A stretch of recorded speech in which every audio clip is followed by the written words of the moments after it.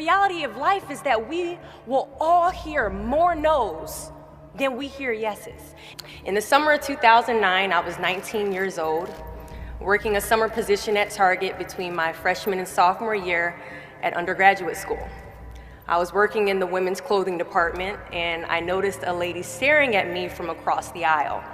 I figured she probably had a few screws loose, so I attempted to ignore her very intense stares. She eventually manages to make her way a little bit closer and closer to me where I was working until she eventually walks up to me and says hello. I say the famous Target quote, which is, "Hi, may I help you find something?"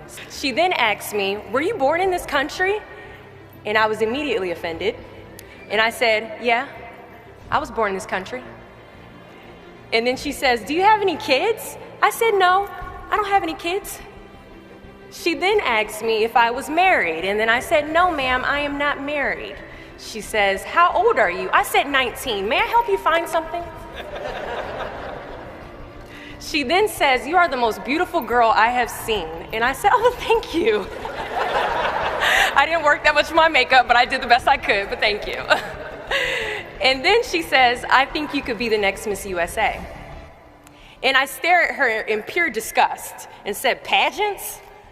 You're telling me pageants like Sandra Bullock, Miss Congeniality. Pageants? You think I should compete in pageants? I'm in the Army, okay? We don't do pageants in the Army." She then asked me to meet her at Starbucks the very next day before my next shift at Target.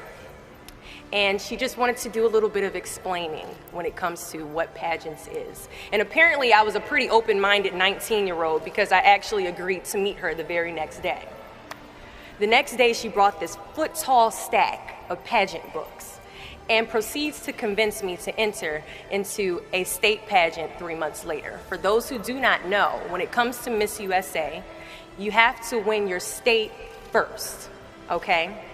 So 3 months later, I compete in my first pageant, and I lose.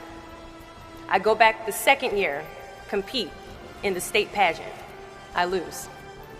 Go back the third year, compete in the state pageant, and lose. Go back the fourth year, compete in the same pageant, and lose. I go back the fifth year, y'all. Compete in the state pageant and lose. But guess what? I go back the sixth year. Guess what happens? I lose. I called her on the phone and said, "You told me I could be the next Miss USA." And she says, "Deshauna, keep working, don't quit, keep going back." And in June of 2015, she passes away from leukemia. 6 months later, in December 2015, I win Miss District of Columbia, USA.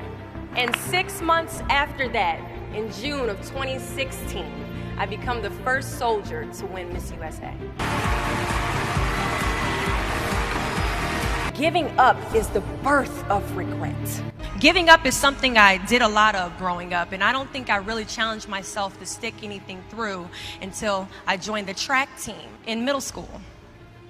I remember having to ask my mom after tryouts and making it to the team for my very first pair of track shoes. Now at the time, she walks into our house and she has a bag that has a nice Nike check sign on it. So I get excited because I wasn't getting new shoes very often. I go to take the shoe box out the bag and I notice that it says a size 9 on it.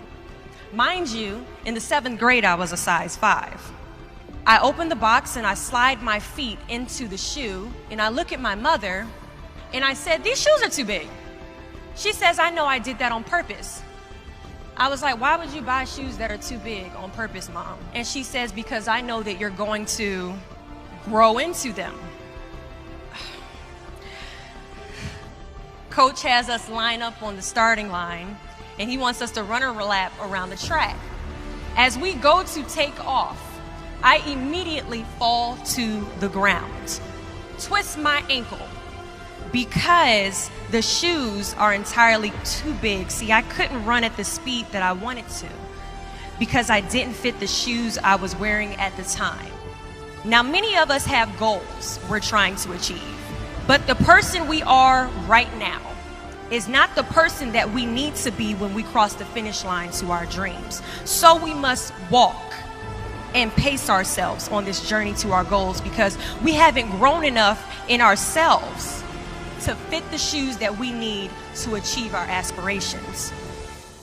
At times, our purpose drops in our laps as if the heavens threw it by accident. I ask only one thing of you all today after you leave.